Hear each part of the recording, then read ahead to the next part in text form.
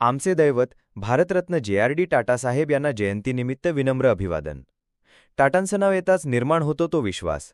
अगदी सामान्यांच्या स्वयंपाकघरातील मिठापासून ते जहाजांपर्यंत अनेक व्यवसाय क्षेत्रात दबदबा निर्माण करून टाटाने लोकांचा विश्वास कमावला आहे. जे.आर.डी. टाटा यांचा जन्म 29 जुलै 1904 फ्रान्समध्ये झाला आणि त्यांनी लंडनमध्ये शिक्षण पूर्ण केले. अभ्यासानंतर ते फ्रेंच सैन्यात दाखल झाले. तिथे त्यांनी 1 वर्ष सेवा बजावली. लष्करी गुणवत्तेसाठी सर्वोच्च पुरस्कार फ्रेंच लीजन ऑफ ऑनर देऊन सन्मानित करण्यात आले होते. भारतातील सर्वोच्च नागरी पुरस्कार भारतरत्न देऊन त्यांना सन्मानित करण्यात आले होते.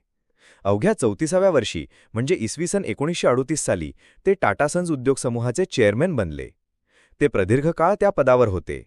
त्यांनी पदभार सांभाळला तेव्हा टाटा सन्स उद्योग समूहाच्या 14 कंपन्या होत्या. टाटांच्या काळात 91 कंपन्यांची भर पडली. टाटा समूहाला उत्तम उंची आणि यश मिळवून देण्यासाठी काम केलं. 1945 मध्ये त्यांनी टाटा मोटर्सची स्थापना केली. 1948 मध्ये टाटांनी भारतातील पहिली आंतरराष्ट्रीय विमान कंपनी म्हणून एअर इंडिया इंटरनॅशनलची सुरुवात केली.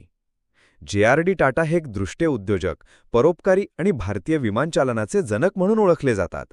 भारतात उद्योग जगताला आधुनिक रूप देणारे, एअर इंडियासारख्या स्वप्नांची मुहूर्तमेढ रोवणारे, मानवी मूल्यांना सर्वोच्च मानणारे जे.आर.डी. टाटा हे यशस्वी उद्योगपती होते.